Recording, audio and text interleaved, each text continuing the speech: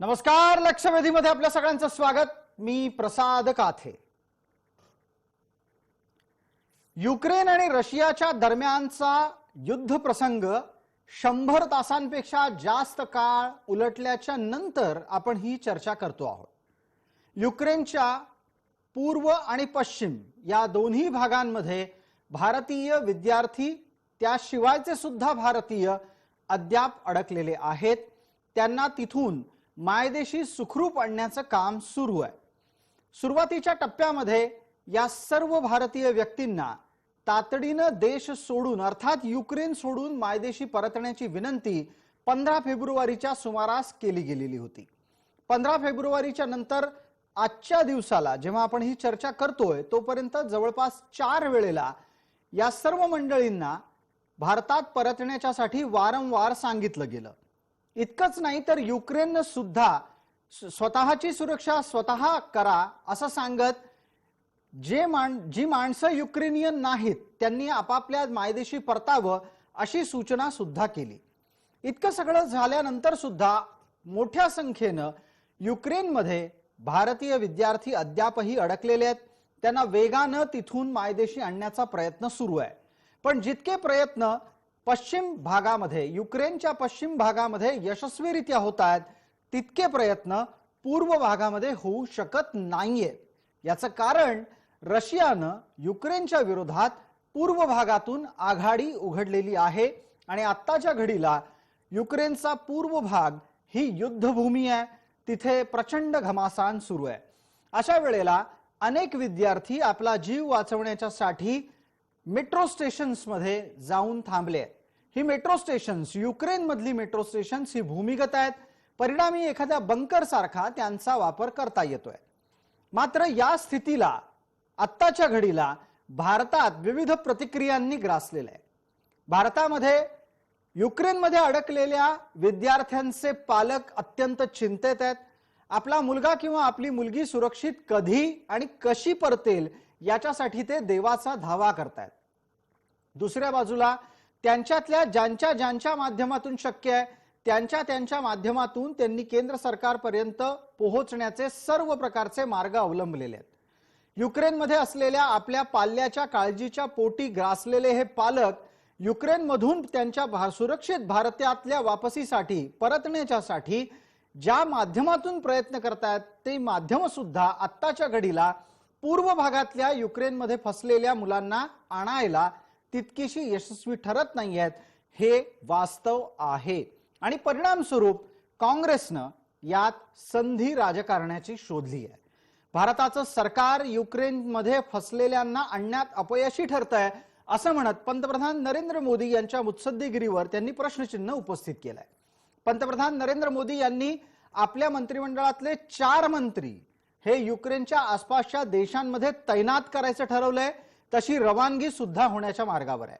हे 4ही मंत्री आसपासच्याच अर्थात हंगेरी रोमानिया यासारख्या देशांमध्ये तळ ठोकून बसतील आणि त्या देशांमधून भारतीयांना मायदेशी आणण्यासाठी सर्वतोपरी प्रयत्न करतील.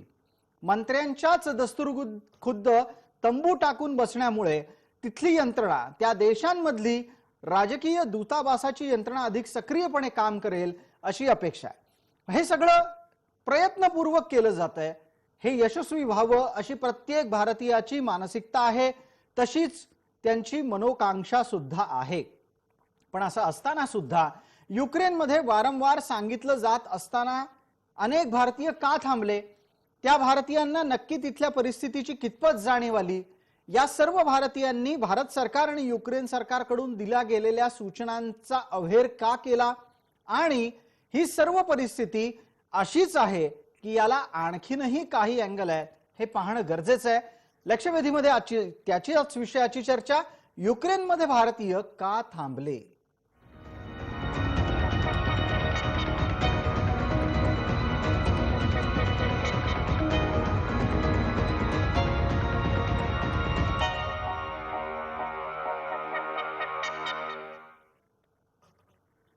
आपण ही चर्चा करत असताना युक्रेनमध्ये काही भारतीय विद्यार्थ्यांवर हल्ला झाल्याची ही बातमी आपल्या सगळ्यांपर्यंत पोहोचलेली असेल आणि म्हणूनच युक्रेनमध्ये अडकलेल्या भारतीय विद्यार्थ्यांच्या बाबत चिंतेचं वातावरण त्या सर्व परिवारांमध्ये आहे ज्यांची ज्यांची मुलं युक्रेनमध्ये शिक्षणाला गेली आहेत। एक आकडेवारी असं सांगतेय की युक्रेनमध्ये शिकणाऱ्या भारतीय विद्यार्थ्यांची संख्या सुमारे 2000च्या जवळपास आहे। 2000 विद्यार्थी युक्रेन सारख्या देशात भारतातून शिकायला गेले, ही बाब सुद्धा चर्चा करण्याच्यासाठी अत्यंत महत्त्वाची आहे। असं म्हटलं जातं की भारताबाहेर सुद्धा जगामध्ये एक भारत वसतो आणि जगातला प्रत्येक 6वा नागरिक भारतीय असतो। आपण आपल्या लोकसंख्येच्या बळावर अशा प्रकारची आकडेवारी सादर केली आहे। कर्तृत्वाच्या बाबतीतले प्रश्न वेगळे आहेत। चर्चेच्यासाठी आपल्या सोबत असलेल्या मान्यवरांचा आपल्याला पटकन प्रश्न स्वरूपात त्यांच्यापर्यंत पोहोचण्यापूर्वी परिचय करून देतो। आपल्या सोबत राजकीय विश्लेषक संजयजी ठाकूर आहेत, आंतरराष्ट्रीय विषयाचे अभ्यासक या नात्याने दिवाकरजी देशपांडे आहेत आणि आपल्या सोबत साहिर तेलंग हा भारतीय विद्यार्थी सुद्धा जोडला गेलेला आहे। साहिर तेलंग, माझा आवाज आपल्यापर्यंत येतोय? हो सर, येतोय। आपण भारतात म्हणजे आपण मराठी आहात, त्यामुळे खरं तर स्पष्टपणे म्हणायचं तर महाराष्ट्रातल्या कोणत्या भागातून युक्रेनमध्ये गेलात? तिथे 15 फेब्रुवारी पासून भारत सरकारच्याकडून विविध प्रकारचे सल्ले सूचना दिले जात असताना सुद्धा तुम्ही युक्रेन कोणत्या तारखेला सोडलं आणि तेव्हा तिथे काय परिस्थिती होती? पहिले तर नमस्कार सर्वांना। नमस्कार। मी साहिर तेलंग। मी अमरावती जिल्ह्यात चांदूर रेल्वे तालुक्यात इथे राहतो मी। आणि हो, हे बरोबर एकदम खरी गोष्ट आहे की आम्हाला आधीच नोटिफिकेशन आले होते इंडियन एम्बसी कडनं की तुम्ही लवकरात लवकर, जेवढ्या लवकरात लवकर होत असेल तेवढ्या लवकरात लवकर तुम्ही घरी यावं। पण सिच्युएशन अशी होती की हे वॉर आणि जे काही आता सिच्युएशन आहे हे आधी सुद्धा यांचं असंच चाललंय। युक्रेन आणि रशियामध्ये आधी सुद्धा क्रायसिस होते, पण तेव्हा यांचे क्रायसिस एवढे एक्स्ट्रीम किंवा एवढे अग्रेसिव्ह नव्हते। आणि हे आम्हाला असं वाटायचं की हे चला, हे एक रुटीन यांचं जे काही ड्रिल वगैरे जे काही असतं किंवा नॉर्मल जे काही वॉर सारखं जे सिच्युएशन असते ते तसंच आहे, तर ते एवढं सिरियस होणार नाही। आणि त्यातल्या त्यात मी फायनल इयरचा स्टुडंट आहे। माझं अवघ्या पुढच्या 2 महिन्यात मी माझी डिग्री घेऊन इथे घरी वापस आलो असतो। आणि त्यातल्या त्यात असं की म्हणजे माझं सगळे क्लासेस आणि माझे सगळे प्रॅक्टिकल्स सगळे संपलेले होते। माझी मे महिन्यात एक्झाम आहे जी। आणि जर मी ते एक्झाम दिली असती तर मी मेच्या एंड म्हणजे लास्ट वीक पर्यंत मी घरी परतलो असतो। पण आता या अशा सगळ्या सिच्युएशन मध्ये आता आम्हाला परत यावं लागलं आणि आम्ही फक्त या एकाच रिझनमुळे तेव्हा घरी आलेलो नाही की आता आपण आपली डिग्री रिस्क कशी करावी, कारण की जी। अवघ्या 2 महिन्यात आमचं एक्झाम होणार आणि 2 महिन्यात आपण घरी जाऊया आणि तसंही हे एवढं सिरियस काही दिसत नाहीये। So that won't matter if you go home or not, हे असं आम्हाला तेव्हा वाटतंय। साहिर, आपण ज्या ज्या गोष्टी सांगता आहात, आमच्याकडचा तपशील असं दाखवतो आहे की बहुतेक करून अनेक विद्यार्थ्यांच्यासाठी याच स्वरूपाची असमंजस असलेली परिस्थिती होती। त्या गोंधळामध्येच ते होते की अगदी तोंडावर आलेल्या परीक्षा आहेत। युक्रेनमध्ये सगळ्या विद्यार्थ्यांना ऑफलाईन शिकायला मिळत होतं, त्यांचे ऑनलाईनचे वर्ग सुरू होत आहेत की नाही याबाबत तिथल्या विद्यापीठांनी वेळच्या वेळेला निर्णय घेतले नाहीत आणि म्हणून सुद्धा अनेक मुलं युक्रेनमध्ये थांबली। युक्रेनमध्ये ती आता अडकून पडलेली आहे। तुम्ही कोणत्या भागामध्ये युक्रेनच्या होतात? तिथली परिस्थिती जेव्हा तुम्ही निघालात तेव्हा कशी होती आणि भारतापर्यंत कसे पोहोचलात? चांदूर रेल्वे सारख्या तालुका वस्तीच्या भागापर्यंत तुम्ही सुरक्षित पोहोचलेला आहात, याचं अत्यंत कौतुक आहे। हा प्रवास कसा घडला? पहिले तर सर, हा अटॅक जो झाला 24 तारखेला, त्याच्या अगोदर सुद्धा आम्हाला असं दररोज इन्फॉर्मेशन यायची की खार्किवला अटॅक झालेला आहे, लुहान्सला अटॅक झालेला आहे। पण आम्ही चर्नोविट्स या सिटीमध्ये राहतो, जी रोमेनिया बॉर्डर पासून सगळ्यात जवळ असलेली एक सिटी आहे। रोमेनिया बॉर्डर आमच्या इथून जवळपास 40 ते 45 किलोमीटर असेल। मी त्या सिटीला राहतो आणि युक्रेन मधली one of the safest city सध्या। हॅलो? बिलकुल, आपण आपण आपण बोलत राहा, आपला आवाज येतोय, आपला स्वर स्पष्ट आहे। हो, तर मी चर्नोविट्स या सिटीमध्ये राहतो आणि हे जे काही वॉर आणि जे काही अटॅक यांचे पहिले झालेत, तर हे सगळ्यात दूर, म्हणजे खूप दूर होतं आमच्यापासून सगळं हे। जी। याचं डिस्टन्स खूप दूर होतं, कारण की कीव ते चर्नोविट्सी किंवा कीव ते चर्नोविट्सी हे जवळपास 600 ते 700 किलोमीटर डिस्टन्स आहे। तिथे जायला जवळपास आम्हाला 10 तास लागतात बाय ट्रेन. ठीक. जी. आणि साहिर, आपण बोलत असताना कदाचित आपल्याला फोन येत आहेत, त्यामुळे आपला संपर्क सातत्याने तुटतोय. माझी एक छोटीशी विनंती आहे आपल्याला, आपण डीएनडी मोडमध्ये ऍक्टिव्ह व्हा. मी परत आपल्यापर्यंत पोहोचतो. आपल्याला पुढचा प्रश्न घेऊन संजयजी ठाकूर यांच्यापर्यंत जायचं होतं, मात्र ते थोड्याच वेळात आपल्याशी जोडले जातील. मला एक पटकन प्रश्न दिवाकरजी देशपांडे यांना विचारायचा आहे. दिवाकरजी, ज्या पद्धतीनं आता ही परिस्थिती पूर्व भागामधली अधिक चिंताजनक बनत राहिली आहे, युक्रेनच्या पूर्व भागामधल्या अडकलेल्या भारतीयांपर्यंत आता पोहोचणं सुद्धा अवघड आहे भारतीय सरकारला, ही वस्तुस्थिती आहे. पालकांचं मन तयार नाहीये ही गोष्ट स्वीकारायला की आपली मुलं युद्धभूमीमध्ये अडकली आहेत आणि त्यांच्यापर्यंत सरकारलाही आपल्या जाता येत नाहीये. सरकार कितीही प्रयत्न करत असलं तरी आत्ताच्या घडीला वस्तुस्थिती स्वीकारायला पालकांचं मन तयार होत नाहीये. बरोबर आहे. ही परिस्थिती अशी आहे की अचानक उद्भवलेली परिस्थिती आहे. म्हणजे युक्रेन आणि रशियातला वाद हा काय गेल्या महिना 2 महिन्यातला नव्हता. तो साधारणतः क्रिमिया रशियाने ताब्यात घेतलं तेव्हापासून हा वाद होता. त्यामुळे युद्धाची शक्यता आहे नाही सारखं चालली होती चर्चा. एवढंच नाही तर रशिया सारखं सांगत होतं की आम्ही काही युक्रेनवर हल्ला करणार नाही, आम्ही फक्त युक्रेनने नाटोमध्ये जाऊ नये यासाठी आम्ही हे दडपण टाकतो, एवढंच रशिया सतत म्हणत होता. त्यामुळे हा हल्ला होईल असं अनेक राजकीय तज्ञांनाही वाटत नव्हतं. तर बाकीच्या सामान्य नागरिकांना तो हल्ला होईल असं वाटणं शक्यच नव्हतं. त्यामुळे आता जी परिस्थिती निर्माण झाली त्यातून मार्ग काढणं एवढंच आपल्या हातात आहे. आणि त्यानुसार मला वाटतं भारत सरकार बऱ्यापैकी प्रयत्न करतं. एवढंच नाही तर युक्रेनचे जे शेजारी देश आहेत, रुमानिया, पोलंड, मोल्डोवा, हे सगळे देश सुद्धा त्यांच्याकडे येणाऱ्या निर्वासितांना पूर्णपणे आश्रय सहजपणे देत आहेत. अगदी पासपोर्ट नसलेल्यांनाही आश्रय देत आहेत.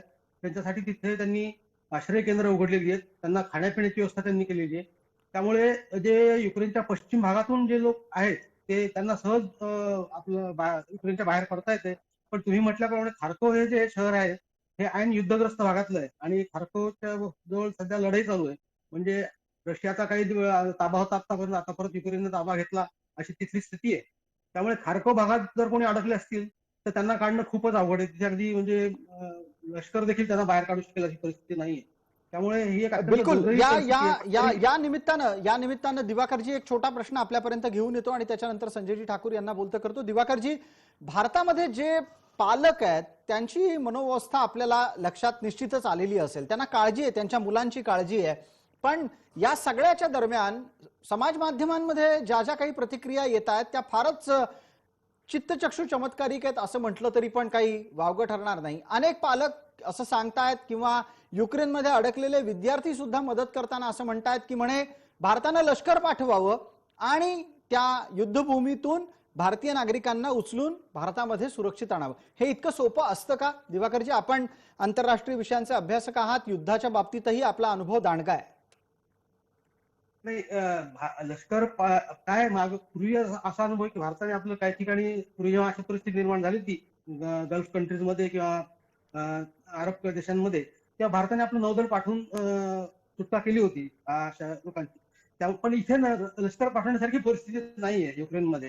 युक्रेनमध्ये लष्कर पाठवणं शक्य नाही. लष्कर इथे आपलं काम करू शकत नाही, कारण लष्कराला काम करण्यासाठी वेगळी परिस्थिती असते, वेगळ्या पद्धतीने त्यांचं काम चालतं.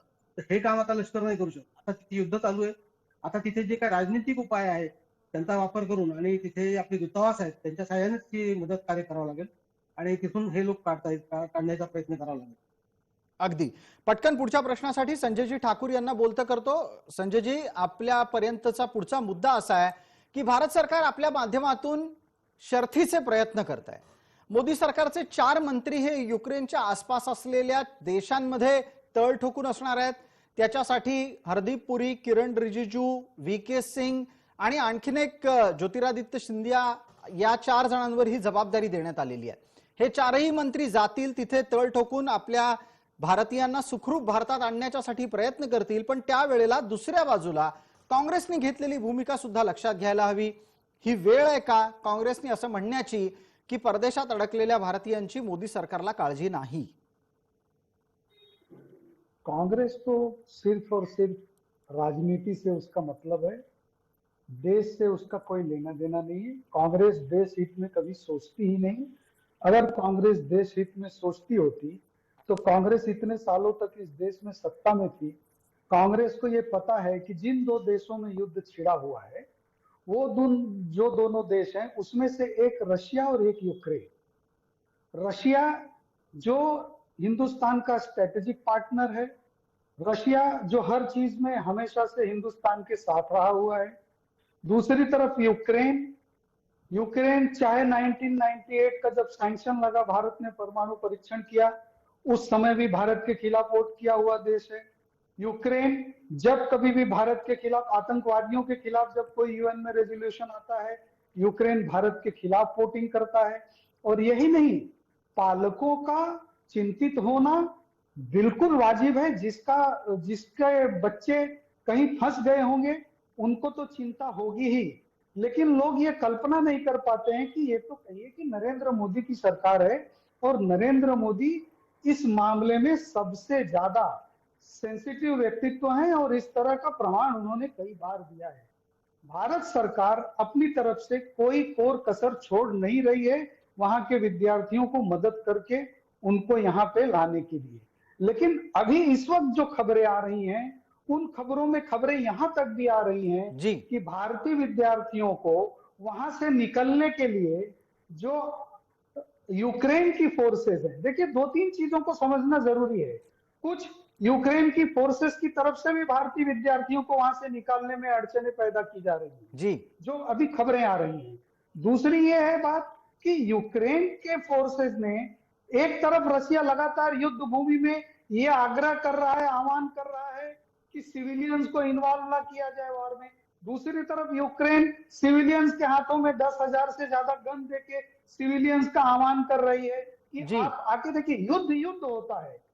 रशिया और यूक्रेन की स्थिति जो है, यूरोप की स्थिति में आप देखेंगे तो यूक्रेन रशिया से सटा हुआ है। किसी भी देश को अपनी सार्वभौमता को बनाए रखने के लिए अपनी चिंता करनी आवश्यक होती है, और शायद उसी चिंता में लगातार रशिया यूक्रेन को मना कर रहा था कि वो नाटो देशों के साथ ना जाए, वो इस तरह की गतिविधियों में ना इन्वॉल्व हो। लेकिन पश्चिमी देशों ने जिस तरह से यूक्रेन को लगातार मदद करते रहे, बढ़ावा देते रहे, और अब स्थिति जब यहाँ आ पहुंची है तो बीच युद्ध भूमि में भारत सरकार ना अपने सैन्य बल को भेज सकती है, क्योंकि ये तो ऐसा ही होगा कि आप जिन सेनाओं में युद्ध हो रहा है उनके विरोध में आप सैन्य कोई कार्रवाई करके तो वहां निकाल नहीं सकती है। जी भारत सरकार पूरी तरह से प्रयास कर रही है और हर संभव प्रयास इनका होगा, वो चाहे जितने भी वहां से लगे हुए पोलैंड के बॉर्डर है, रोमानिया के बॉर्डर है,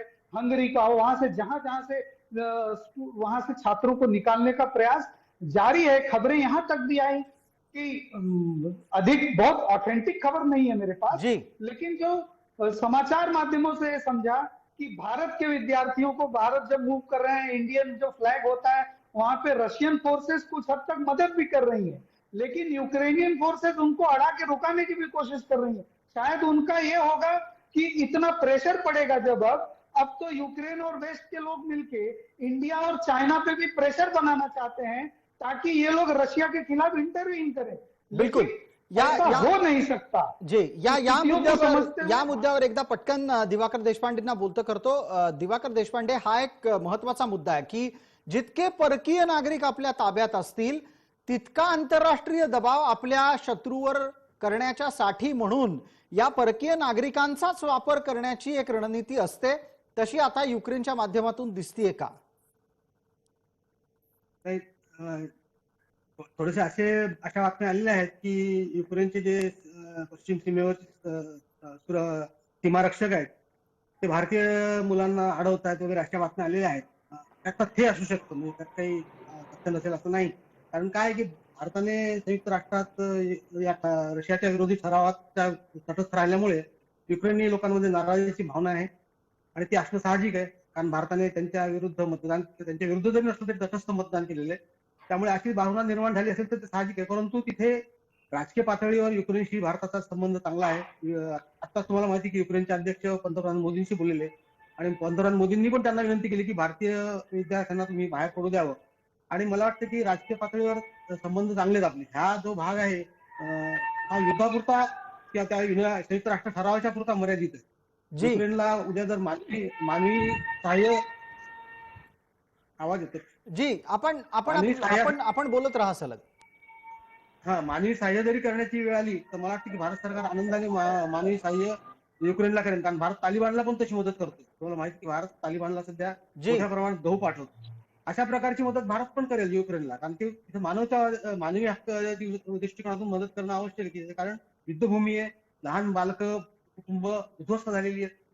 पण राजकीय याच्यामध्ये असा काही पेच प्रसंग फार काळ उद्भवला असं मला वाटत नाही. ठीक आहे. युक्रेन आपण सरकारशी चर्चा पटकन करून साहिर तेलंग या विद्यार्थ्याला बोलता करणार आहोत. साहिर, तुम्ही ज्या वेळेला परतलात त्यानंतर आतापर्यंत तुमचे कोणी मित्र इतर भागात आहेत त्यांच्याकडून काही नवा तपशील आपल्यापर्यंत पोहोचला का? आणि अचानक सैनिकांच्याकडून विद्यार्थ्यांना मारहाणीच्या ज्या बातम्या आल्या त्यातला काही तपशील तुमच्याकडे आहे का, की हे का घडलं, कुठे घडलं आणि या निमित्तानं नक्की संबंध कसे आहेत तिथे दोन गटांमधले? नक्कीच सर, मला मी माझ्या मित्रांची कंटिन्युअसली कॉन्टॅक्ट मध्ये आहेत आणि जे मुलं सध्या रोमेनिया बॉर्डरवर फसलेले आहेत, अजूनही माझ्या युनिव्हर्सिटीचे बरेच मुलं, दुसऱ्या युनिव्हर्सिटीतून बरेच मुलं बिचारे चालत चनविट्सी पर्यंत रोमेनिया बॉर्डर पर्यंत आले आहेत. ते सुद्धा मुलं सध्या अजूनही तिथे फसलेले आहेत, कारण की एक पहिली गोष्ट अशी की सगळे युक्रेनियन लोक सुद्धा रोमेनिया जाऊ इच्छित आहेत, त्यामुळे त्यांची गर्दी तिथे खूप जास्त आहे आणि त्यातल्या त्यात इंडियन स्टुडंट्सची गर्दी तिथे खूप वाढली आहे. ही जी बातमी आपल्याला आली की मारहाण झाली आहे स्टुडंट्सला आणि जे काही म्हणजे सॉर्ट ऑफ अटॅक सारखं जे मुलांवर झालंय, तर ती गोष्ट आय थिंक ती ऑथेंटिक आहे. जी पण मला जे इन्फॉर्मेशन स्टुडंट्स कडून मिळाली आहे ती अशी आहे की हे सगळं पोलंडच्या बॉर्डरवर घडलेलं आणि ते यामुळे घडलेलं कारण की मुलं लिटरली म्हणजे रोडवर बसलेली होती आणि ते तिथले जे युक्रेनियन सैनिक होते, तर त्यांना म्हणजे पोलीस होते, त्यांनी सांगितलं की तुम्ही रोडवर बसू नका, तुम्ही रोडच्या साईडला बसा आणि गाड्यांना जाऊ द्या, अच्छा. कारण की तिथे बरंच खूप मोठं ट्रॅफिक होतं आणि आपले मुलं खूप जास्त पॅनिक्ड, खूप जास्त म्हणजे खूप जास्त पॅनिक सिच्युएशन मध्ये होते. त्यांना कळत नव्हतं बिचाऱ्यांना काय करावं. बरेच मुलं हे फर्स्ट इयर आणि सेकंड इयरच्या मुलं आहेत तिथे जी सध्या, यांना युक्रेनियन लँग्वेज येत नाही, कारण की तिथले कोणीच लोक इंग्लिश बोलत नाही, तर कॉन्व्हर्सेशन मध्ये सुद्धा खूप बराच मोठा नेहमी हा एक प्रॉब्लेम होतो. तर त्यांना ते कदाचित कळलं नसेल आणि मुलं पॅनिक असल्यामुळे मुलांना फक्त एवढंच वाटत होतं की आपण कधी कधी इथून निघतोय, कधी कधी आपण ती बॉर्डर क्रॉस करतोय आणि कधी कधी आपण त्या साईडला जातोय. अगदी हा एक त्यामुळे अत्यंत कदाचित महत्वाचा तपशील आपण दिलात. कार्यक्रमाच्या या भागात आपण दिलेल्या या तपशिलाचा उल्लेख जरूर पुन्हा एकदा करणं गरजेचं आहे. पोलंडच्या सीमेवर भारतीय नागरिकांना, भारतीय विद्यार्थ्यांना तिथल्या सैन्याच्या अधिकाऱ्यांकडून किंवा जवानांकडून झालेली मारहाण ही का होती याचा तपशील आपल्याकडे अधिकृतरित्या, अधिक जबाबदाररित्या पोहोचलाय. साहिर तेलंग आपल्यासोबत भारतीय विद्यार्थी आहेत. त्यांनी त्यांच्या युक्रेनमध्ये अडकलेल्या विद्यार्थ्यांकडून मिळालेला तपशील असं सांगतोय की जे विद्यार्थी युक्रेनमधून बाहेर पडण्याच्यासाठी संबंधित भागामध्ये होते, पोलंडच्या सीमेच्या जवळ जाऊन पोहोचलेले होते, ते रस्त्यावरच बसलेले होते, त्यांना रस्त्यावरून दूर करण्याच्या प्रयत्नामध्ये हा प्रसंग उद्भवलेला आहे. रस्ता सोडा, वाहनांना येऊ जा करायला द्या, ये जा करायला द्या असं सांगण्याच्या प्रयत्नामध्ये विद्यार्थ्यांना हटवण्याच्यासाठी जो प्रसंग घडला तो भारतीय माध्यमांपर्यंत पोहोचला. यातली वस्तुस्थिती समोर आली आणि ती जय महाराष्ट्राच्या माध्यमातून सर्व प्रेक्षकांपर्यंत पोहोचवण्यात आम्ही यशस्वी ठरलो. त्याबद्दल साहिर तेलंग आपले मनपूर्वक आभार. पुढचा प्रश्न पण पटकन आपल्यासाठी आहे, त्यानंतर आपल्या सोबतच्या बाकीच्या दोन मान्यवरांना प्रत्येकाला टप्प्याटप्प्याने बोलतं करणार आहे. साहिर, आपण ज्या ज्या वेळेला युक्रेन सोडून भारतात येण्याच्यासाठी प्रयत्न केले तेव्हा तुमच्या समोरची आव्हानं काय होती? आता ती इतरांच्यासाठी आणखीन वाढलेली आहेत का? हो सर, नक्कीच. आता मुलांसाठी ते खूप जास्त टफ सिच्युएशन मध्ये आहेत. मी आलो तेव्हा हे सगळं खूप सुरळीत झालेलं.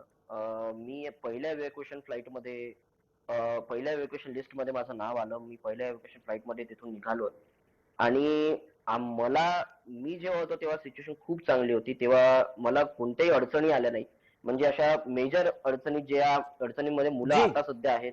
आता एक आता पहिली मग गोष्ट काय तर अडचणी येतात साहिर? आत्ताच्या घडीला भारतीय विद्यार्थ्यांना तिथून परतायला किंवा जे विद्यार्थी नाहीत त्यांना सुद्धा परतायला काय अडचणी येतात आणि त्याच्यावरचा तोडगा काय असू शकतो? भारताचे 4 मंत्री युक्रेनच्या आसपासच्या देशांमध्ये तळ ठोकून आहेत, ते तिथून विद्यार्थ्यांना आणण्यासाठी प्रयत्नशील आहेत. ओके. नक्कीच सर. आता सध्या मुलांची परिस्थिती खूप जास्त वाईट आहे, कारण की एकतर तिथे सगळे युक्रेनियन्स आणि बाकीच्या देशांचे लोक Romania border, Poland border, Hungary बॉर्डरवर जमलेले आहेत. तिथे जेवणाची सोय नाहीये, पण आमच्या युनिव्हर्सिटीच्या मुलांनी आमच्या युनिव्हर्सिटीच्या मुलांनी स्पेशली युनिव्हर्सिटीतून जेवण बनवून बॉर्डरवर नेऊन दिलेलं आहे. म्हणजे आमच्या युनिव्हर्सिटीच्या स्टुडंट्सला, बाकीच्या युनिव्हर्सिटीच्या स्टुडंट्सला बर ब्लँकेट्स, जेवण आणि बाकीचं जे काही बेसिक नेसेसिटीच्या गोष्टी आहेत ते सगळे त्यांनी प्रोव्हाइड केलेलं आहे. टेम्परेचर खूप जास्त ड्रास्टिकली ड्रॉप होत आहे. काल म्हणजे मी ज्या दिवशी आलो तेव्हा टेम्परेचर जवळपास 1 डिग्री 0 डिग्री होतं. मी आज बघितलं, माझ्या मित्रांनी मला आज सांगितलं तर काल रात्री टेम्परेचर जवळपास -7 ते -8 या दरम्यान गेलं होतं. आता सुद्धा युक्रेनच्या काही भागात सध्या स्नो सुद्धा पडतोय. मुलांची म्हणजे परिस्थिती खूप वाईट आहे असंच कळलंय. पण मला अशी माहिती मिळाली जी आहे की रोमेनियन बॉर्डरला म्हणजे रोमेनियन बॉर्डर क्रॉस केल्यानंतर तिथे आमच्या युनिव्हर्सिटीचे रिप्रेझेंटेटिव्ह, रोमेनियन एम्बसीचे डेलिगेट्स हे ठीक. सगळे तिथे उभे आहेत आणि ते मुलांना कंटिन्युअसली हेल्प करणार आहेत. फक्त आता प्रॉब्लेम असा आहे की चर्नोविच सी टू रोमेनिया ती जी बॉर्डर आहे तिथे कोणतेही इंडियन एम्बसीचे डेलिगेट्स सध्या तिथे नाही आहेत. त्यांना मदत करायला तिथे कोणी नाहीये, कारण की गर्दी इतकी वाढलेली आहे आणि कोणताच देश तुम्हाला विदाउट व्हिसा किंवा विदाउट अ प्रॉपर व्हेरिफिकेशन ते तुम्हाला आतमध्ये येऊ देणार नाही, हे सुद्धा आपल्याला समजणं आवश्यक आहे. ठीक आहे. निश्चितच हे सुद्धा मी ऐकलं की युक्रेनियन लोक हेल्प करत नाहीये, तर हे तसं बिलकुल नाहीये.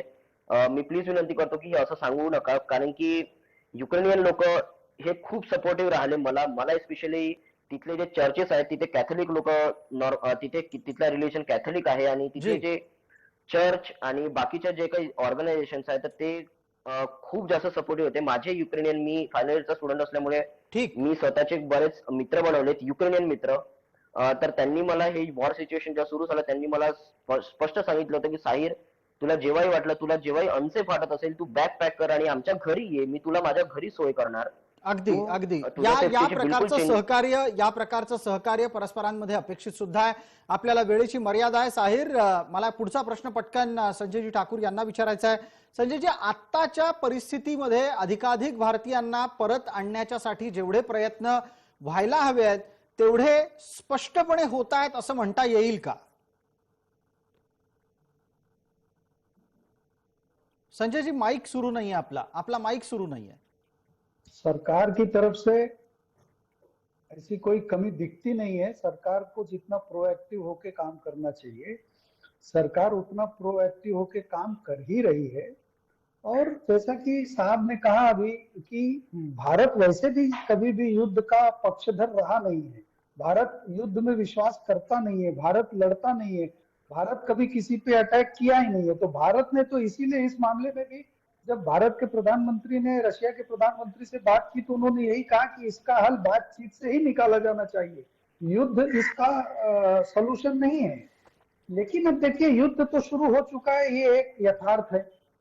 और युद्ध जब शुरू हो गया है तो युद्ध में तो युद्ध की तरह ही होगी चीजें। अब दिक्कत हम लोगों के लिए है कि जो हमारे बच्चे पूर्वी भाग में, जैसे आपने कहा साहिल, अभी जिस विद्यार्थी से हम बात कर रहे हैं वो खुद उन्होंने बताया कि वो पश्चिमी क्षेत्र में थे, जिस तरफ युद्ध का उतना प्रभाव नहीं था जितना कि दूसरे छोर पे अटके हुए हमारे देश के जो विद्यार्थी या हमारे देश के जो नागरिक हैं, जहां पे वार ज्यादा इंटेंसिफाइड है, और वहां से उन लोगों को इवैक्यूएट करके लाना तो थोड़ी दिक्कत की बात तो है ही।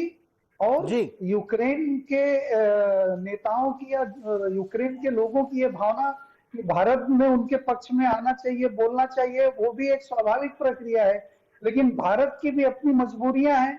भारत जो सबसे अच्छा कर सकता है वो भारत अपनी तरफ से कर रहा है, और मैं ईश्वर से प्रार्थना करता हूं कि भारत सरकार अपने इस काम में सफल हो जी और किसी तरह से हमारे फंसे हुए सभी नागरिकों को और छात्रों को वहां से सुखपूर्वक निकाल के भारत लेके आ पाए। बिलकुल. प्रत्येक भारतीय नागरिक अत्यंत सुरक्षित आणि सुस्थितीमध्ये भारतात परतावा याच कामनेसह लक्षवेधीच्या या भागात आपण इथंच थांबतोय. आपण सर्व मान्यवर या चर्चेमध्ये सहभागी झालात त्याबद्दल आपले मनपूर्वक आभार. लक्षवेधीच्या या भागामध्ये तुर्तास इतकंच. सर्व प्रेक्षकांना जय महाराष्ट्र.